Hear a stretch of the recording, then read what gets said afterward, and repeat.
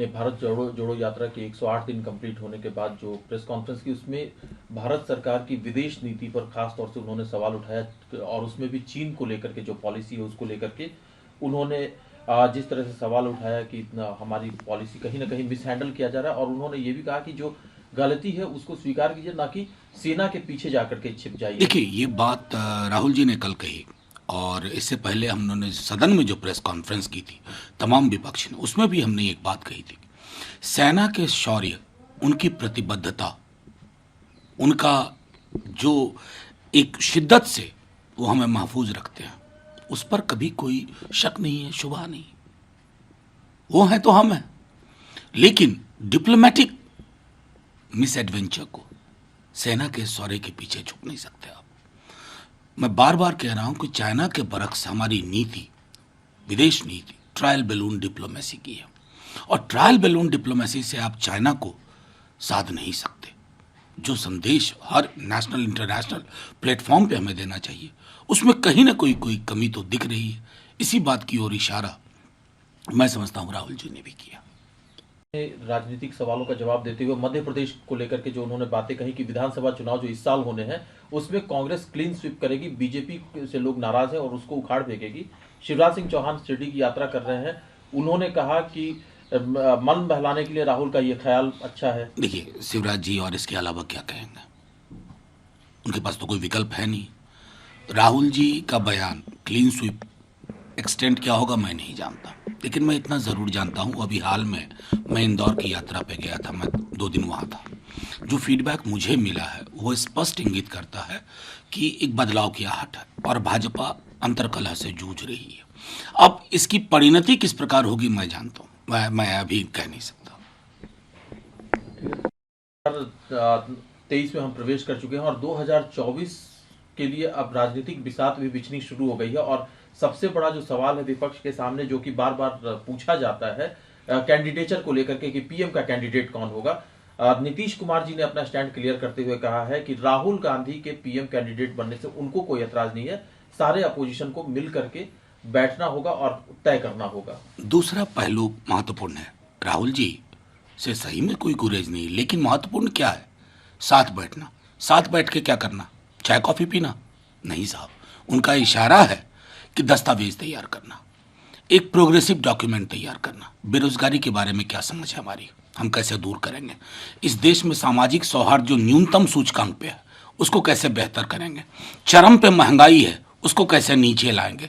सार्वजनिक संपत्ति को औने पौने दाम पे अपने सखा संबंधियों को दिया जा रहा है, उस पर लगाम कैसे लगेगी? मैं समझता हूं ये सारे महत्वपूर्ण पहलू हैं। और मोदी जी बनाम मोदी जी, बड़ा मोदी जी ऐसा नहीं होता है ना, ये व्यक्ति केंद्रित विमर्श नहीं है। लीडर है, कोई भी फर्स्ट अमंग इक्वल्स हो सकता है, लेकिन 2004 में कौन था?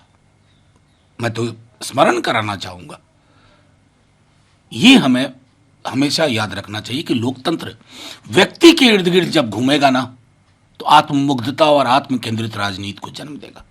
सर, नीतीश कुमार ने तौर से जो आजादी की लड़ाई का जिक्र करते हुए उन्होंने कहा कि इंडिपेंडेंस के इसमें कोई भी योगदान आरएसएस का नहीं था। उन्होंने ये भी कहा कि मोदी जी, जिनको कि नए भारत का राष्ट्रपिता कहा जा रहा है, उनके पास कोई विजन नहीं है। उन्होंने क्या किया है? देखिए, जो नीतीश जी ने आरएसएस के बरक्स कहा, उसके लिए क्या किसी को आपत्ति हो सकती है? दस्तावेज गवाह हैं साहब।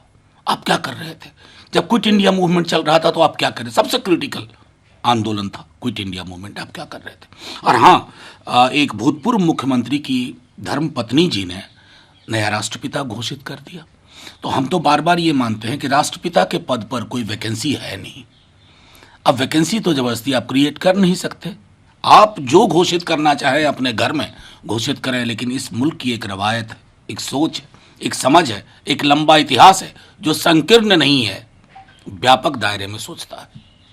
सर, राहुल आलोचना करते रहे या विपक्ष चीन की नीति को लेकर के आलोचना करता रहा है, लेकिन अमित शाह जी गृह मंत्री, उनका कहना है कि किसी में ये हिम्मत नहीं है कि वो हिंदुस्तान की 1 इंच जमीन पर भी कब्जा कर सके। उनके मुंह में घी शक्कर, लेकिन सच ये नहीं है, सच ये नहीं। वो गृह मंत्री हैं, उनका डोमेन शायद थोड़ा अलग है।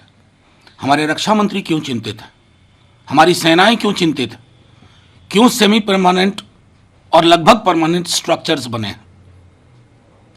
ये सारी चीजें दर्ज हैं, जो सिक्योरिटी एक्सपर्ट्स हैं उनकी चिंताएं हैं। और हां, जो सख्त तेवर किसी के नहीं के बदले अगर चीन का नाम ले लीजिए ना खुल करके, उसमें क्यों बचते हैं। जो दूसरे एक पड़ोसी के लिए हमारा एक लहजा है जो उचित है, वो चीन के लिए क्यों नहीं होता है। शंका तब होती है, दिक्कत तब होती है। और वही बात दोहराऊंगा, सेना की प्रतिबद्धता पे इस मुल्क में 62 में भी सवाल नहीं उठा साहब, अब क्या उठेगा। लेकिन हां, डिप्लोमेसी जिन कॉरिडोर्स में तय होती है वहां डिनायल की पॉलिसी है चाइना के इर्द गिर्द।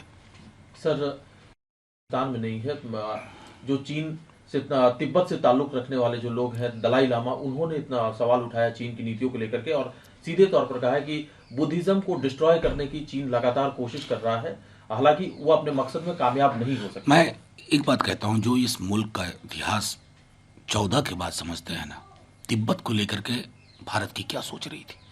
अभी तिब्बतन पार्लियामेंटेरियन का एक डेलीगेशन मुझसे मिलने आया, अगर उनकी चिंताओं के खत में जो तब्दील हुए हैं वो दिखाऊं तो होश उठ जाते हैं कि क्या हो रहा है।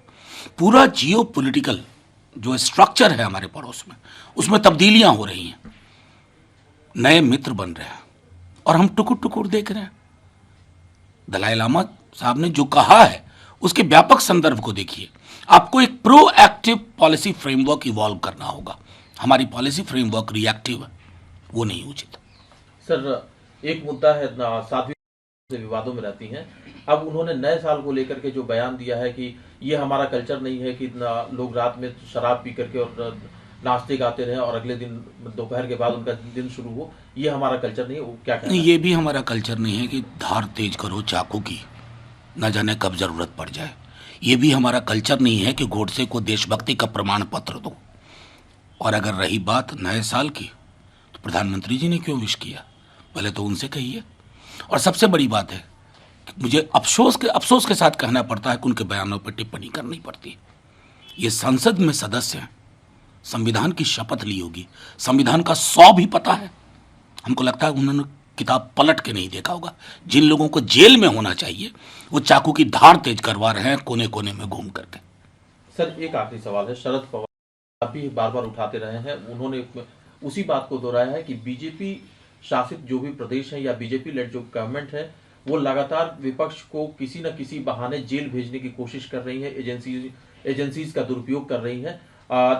क्योंकि कई सारे नेता महाराष्ट्र के वो धीरे धीरे जेल से बाहर आ रहे हैं, उसके बाद से ये बयान आ रहे हैं। नहीं, देखिए शरद पवार साहब ने जो कहा वो लगातार हम कह रहे हैं। अब ये जो सीबीआई, ईडी, आईटी है ना, इनको अलग अलग स्वतंत्र संस्थाएं कहना बंद कर देना चाहिए। ये भाजपा से स्क्रिप्ट प्राप्त करती हैं, डबल इंजन बनाने में मदद करती है। डबल इंजन का अगर एक इंजन किसी कारण से पलट गया तो वहाँ के नेताओं को टारगेट करती है, बंद हुए केस को खुलवाती हैं। ताज़ा उदाहरण है सीबीआई द्वारा आईआरसीटीसी वाला मामला। तो सरकार बदल गई तो होश उड़ गए तो क्या करें, इशारा कर दिया अपने आनुषंगिक संगठनों को कि जाके उस छत पे बैठो, वहाँ रेड करो। मुझे दुख के साथ कहना पड़ रहा है, आप हमेशा तो सत्ता में नहीं रहेंगे ना साहब, कभी तो हटेंगे। लेकिन इन संस्थाओं की जो दुर्गति आपने कर दी है ना, कल को आप भी इसकी जद में आएंगे, तब भी हमें अफसोस होगा, क्योंकि हम विंडिक्टिव पॉलिटिक्स नहीं करना चाहते हैं। और आपकी पूरी नींव विंडिक्टिव और वेंडेटा पॉलिटिक्स की है।